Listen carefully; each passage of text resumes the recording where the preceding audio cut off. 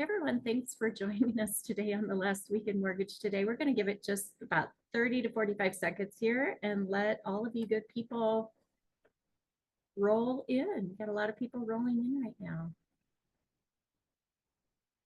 And if you're rolling in here, where we're at, it's snowing. Is it snowing where you all are at? I know that that could be anywhere from Texas to St. Louis to let us know. Let us know if you've got snow. Stacy Moore, hi. And you've got rain even in Georgia. Good to see your name pop across here. I think the bigger question is the weather going to allow us to get out of where To we leave are? here? I hope so. I'm not arguing if we get stuck. No, we actually, let's just like get started here. I think we should just, we got some people still rolling in, but I think we'll get started. Bernard, snow coming this evening in Des Moines. Oh, which probably means Minneapolis will be hit too. Followed by Ohio. Caitlin. Oh, it's cold. Caitlin Moraine, you're in Minnesota. We should connect. I'm in Minnesota normally too. Are you in Minnesota or Minnesota? Minnesota. I don't feel like I have an accent, but other people tell me all the time that I do, that I have that long O thing going on. I guess since I've been there since 1987, Yeah. it's kind of taken over a little bit. But yeah, let's get going. So this is the last week in mortgage today. If we haven't met, my name is Faith Howard Mooney. I'm the SVP of Member Engagement at the Mortgage Collaborative. Super duper lucky. It looks like we're in two separate rooms right now, but we really, oops, I got to go your way. We really aren't. We're sitting here together. I have with me our new CEO and president, Jodi Hall. Thank you. I'm so excited to be here. I can't even express. Yeah. So we talked, I mean, we've always talked. We've always talked no matter what was going on. So that was always nice. Something that I always wanted to do was work with you. So, and we felt like you were part of our family for such a long period of time that it was kind of like, well, now we can just officially say it. Yeah. So yeah. So I had Faith look it up, and I became a member of TMC in 2017, Yeah. March of 2017. Yep. So we're almost on our 8-year anniversary. Yeah, It'll be crazy. 8-year anniversary of my relationship in two different capacities. Two different mortgage lenders as a member, and then as a consulting partner. So I was joking with Jim when we were at NBA IMB that we should have just announced that I got a promotion, because I felt like I have been a part of the TMC family for a very long time, and they've always been very accepting and encouraging of whatever initiatives I was driving at the time, and have really had a true family partnership with them for nearly 8 years. So it's been amazing. Yeah, it has been. It has been. And it does truly feel like, I think we feel like that about like really all of our lenders and partners. We've always said we're the TMC family, but we knew that we could always depend on you. And now we get to do that in a whole different way, which I think the whole entire team is very, very excited about. You want to share kind of like what happened at IMB? Yes. But you can't cry. Okay. So I'm actually glad that this happened at IMB, but I feel like the position was meant for me and made for me, because very much TMC's mission and vision is I have shared with being able to wanting to help small and mid-sized lenders be able to compete with larger lenders and providing a value to the industry.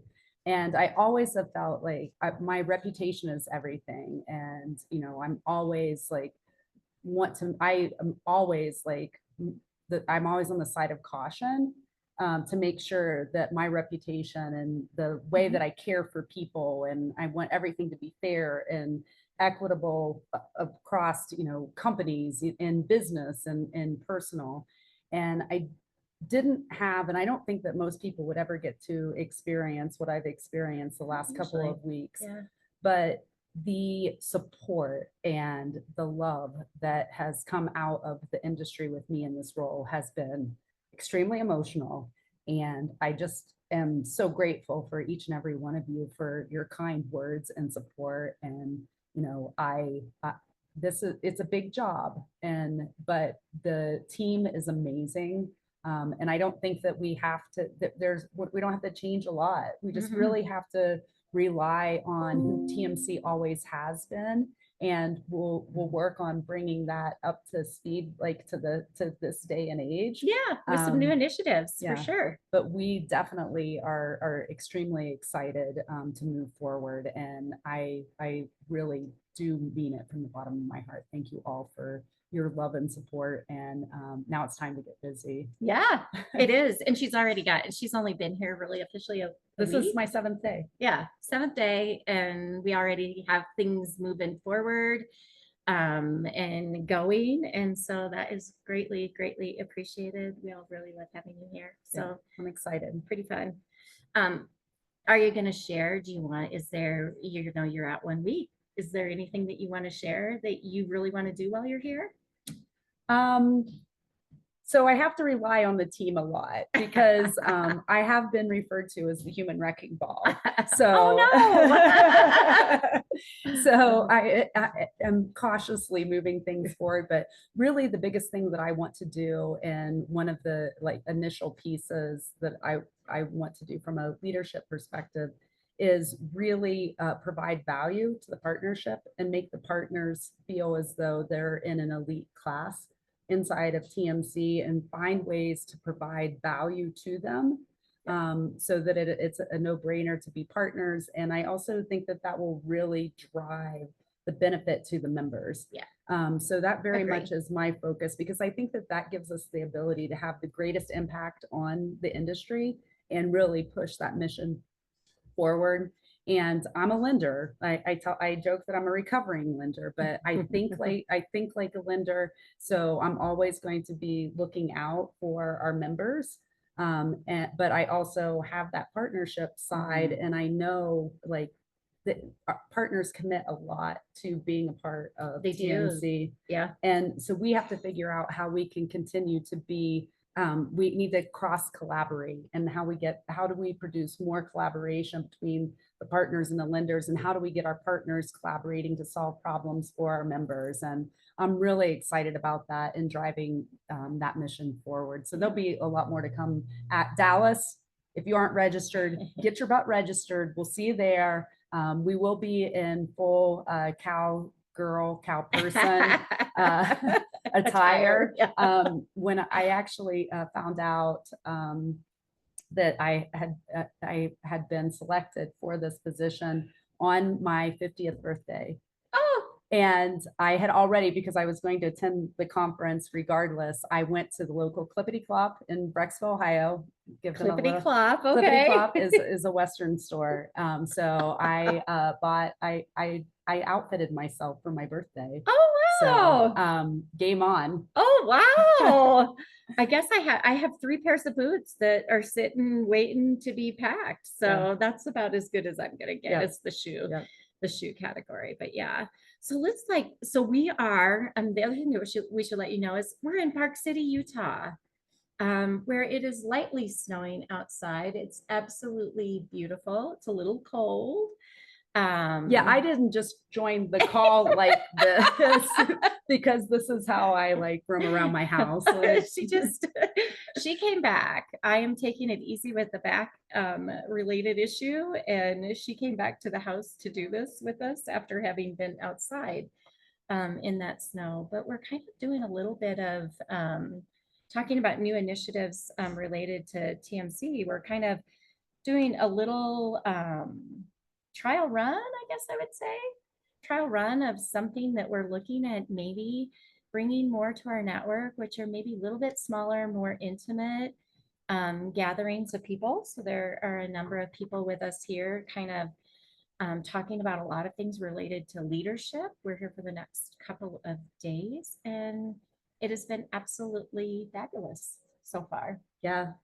And I think a lot, when we were talking this morning over coffee, Well, I started coffee much earlier than the rest of the house. I woke everyone up because I'm on East Coast time. So, Yeah. but when I was at my last cup of an entire pot of coffee, the team, everyone joined, and we were talking about what is going on in the industry. And I think that we can pivot to that. But we're doing a leadership a leadership summit on the summit at Park City, and very great times, and really just like relationship building and talking about how we can meet like what our objectives are and provide that value to our partners and to our lenders. So exciting stuff.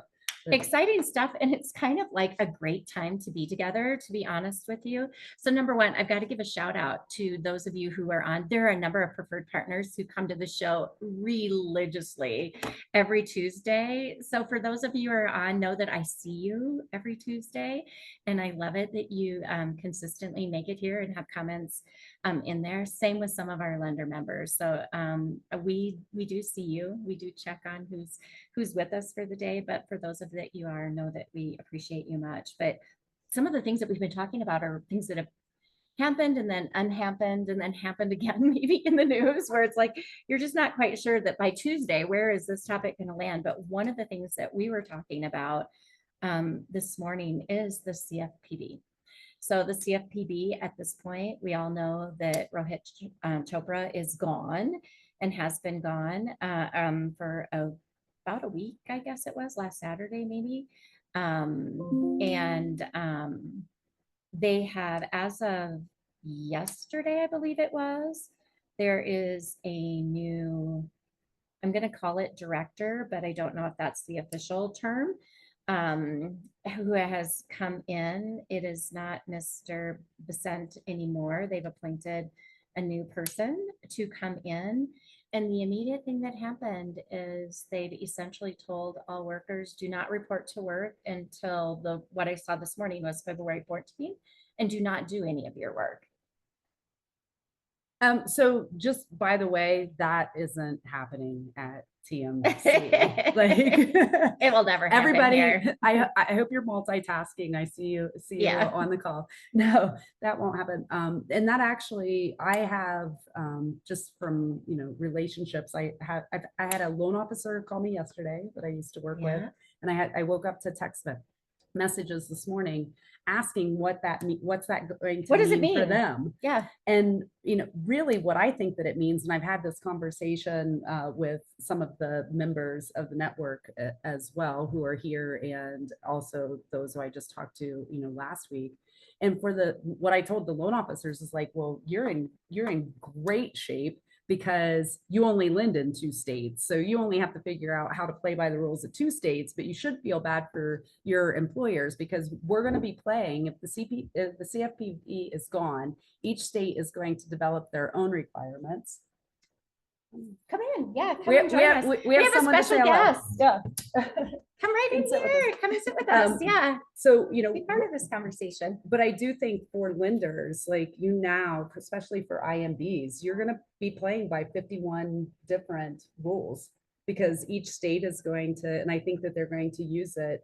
And we saw that. You want to talk about what you were sharing earlier? Yeah. So in a parting comment, Chopra put out almost like a plan for some of the state regulators that he wants them to continue the CFP's mission at the state level. And I don't know if there's anybody on the call here that's in Maryland that could maybe give a little bit more color to this, but Maryland last week announced that anybody in Maryland that touches a loan file. So it could be anybody from your shipper to your closer to those things. Now, state banks, I read this morning, have been removed from that. Yeah. So it's primarily IMBs. Yeah. But IMBs have started pulling out of Maryland already, because you'd have to license every single person in your process. So I would love, you've been a number of different places in your career, a lot of larger organizations. I would love to hear what you think about you're in multiple states. How in the world are you going to manage that? In case anyone doesn't know, this is Sarah Gonzalez. With a haircut. The girl got a haircut. With a haircut. The girl got a haircut. Yeah. But yeah, Sarah Gonzalez, who is at Logan Finance.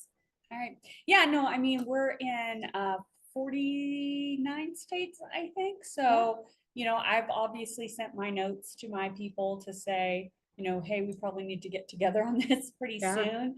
From an action perspective on what we're just doing right now, because it really is just about enforcement right now with some of the news that came out yesterday.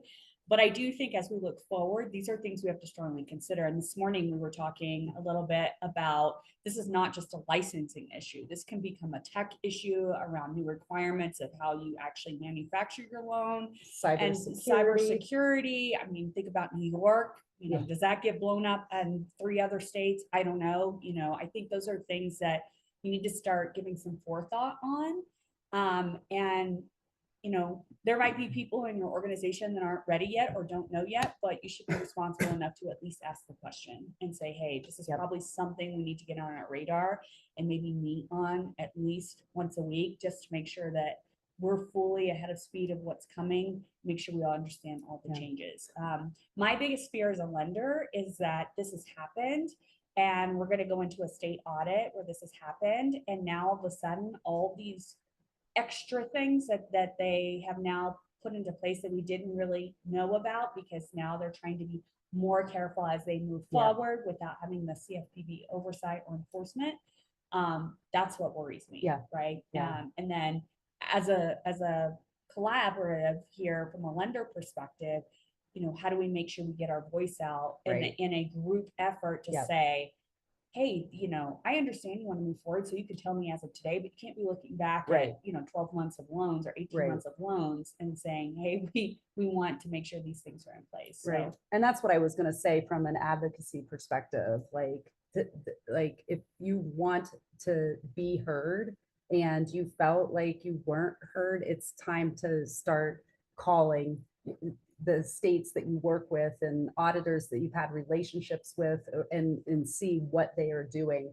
And then please, by all means, that information is extremely important to the members, and in a collaborative effort, we want to hear what you are hearing so that we can help share that with other lenders. Because especially, like I said, with IMBs, like it is, I mean, you're going to have different disclosures. You already deal with different fee requirements and disclosure requirements. Signature requirements. Yeah, and then you just keep going like down the list. And what does that do? If you license everyone, if you're in a large IMB, like I can't even imagine like what the licensing teams look like at some of these the cost associated Right. with licensing But to just- the company but just as your, well. just your, like, if you're heavily in Maryland and you choose to keep a Maryland license and they really do go through and licensing everyone, you're going to need more teammates to be able to Keep up with it. to keep up with all of the licensing. Well, and I think I saw, I went back and looked at it, and I'm going based on memory, but it's like, it's not implemented yet. It's still like open. I mean, some people have started to say, well, if that's the case, I'm not going to participate. Yeah. But it's still open and operating how Maryland used to be, I think, until the first part of April. Yeah. So like logistically, if you were a company and you planned on staying in Maryland and still continue to work how you used to work, is April long enough to get all your people? No, I mean, you can't, I mean, even if that's the effective date, I don't even know at this point you can get them through CE to even get the license. Yeah. Well, and then licensing, you would have to think that if they're going to have this barrage of all these people coming in, they're also going to get behind themselves. Yes. And so people are going to be waiting. So what happens in that period of time where you're trying to do all the right things, but there just hasn't been enough time? Yeah. And one of my other concerns with this is, does it open the door for bad actors who think that they can, basically outsmart the states who will be responsible for enforcement? And then, we really, as IMBs, had the worst name. And I feel like we've just come out of that like reputation of being It's been a while. the subprime. It feels like yesterday. It was like, you're still to blame for the crash. Comes up every once in a while. Yeah. So I feel like, I do feel like the industry is in a good place from a lending perspective. And so I just think like the timing is awful. And I also, one of the other things that we've heard a lot, like from being at IMB, also just like in talking with our members, there's a tremendous amount of positivity within the industry.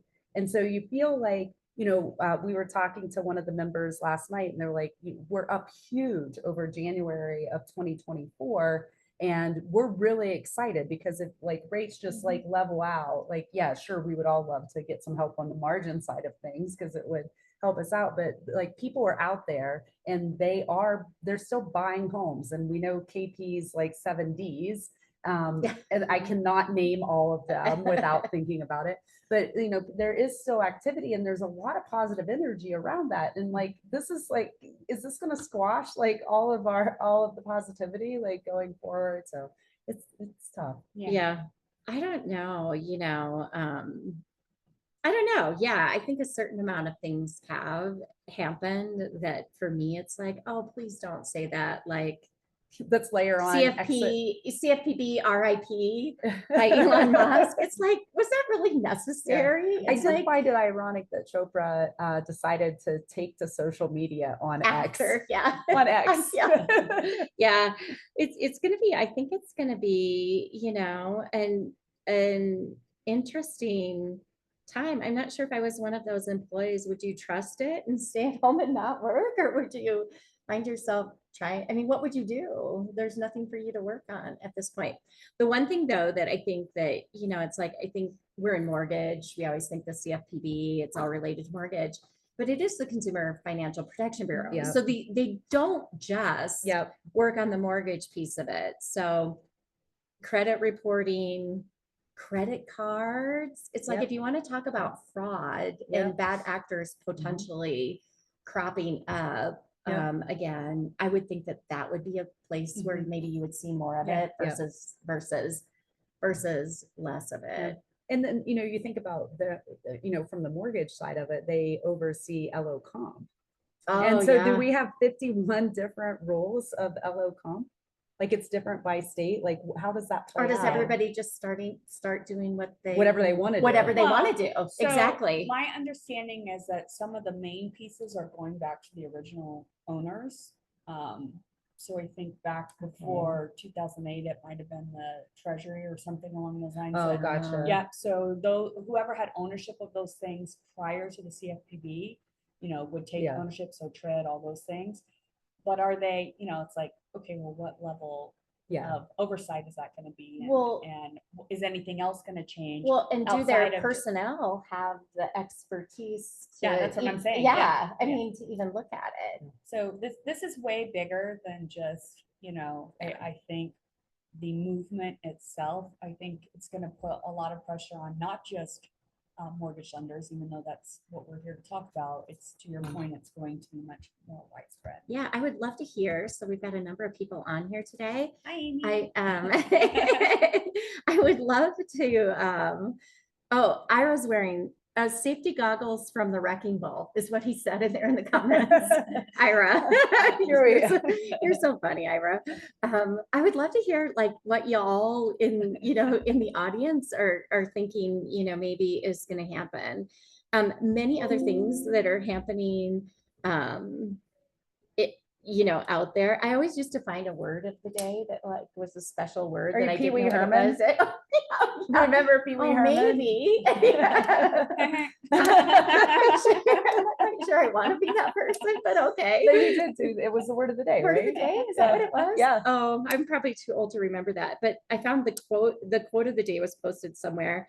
And it was by T.D. Cowan of the Washington Research Group, and apparently analyst Jared Seiberg is that an acting regulator would order employees to stay at home for a week and shut down supervision is unprecedented. Is that word that we used during the pandemic? Unprecedented has now returned. And I know that's why it caught my attention. It's like, oh, the overused word is making a comeback.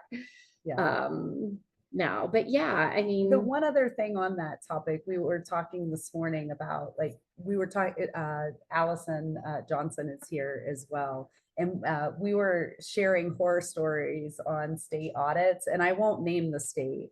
But there's a particular lady though. You can say the lady's name that nobody wants to get. I don't remember her first name. I'm not going to get that. I remember her name, but I'm not. It gonna say it. was, we will keep her anonymous. But I remember when after TRID, they came in to do an audit and they were there for a ridiculous amount of time. And I had to teach them what the TRID black hole was and show that we were steering clear of the TRID black hole. And I feel like that's what we're going to be up against with state audits.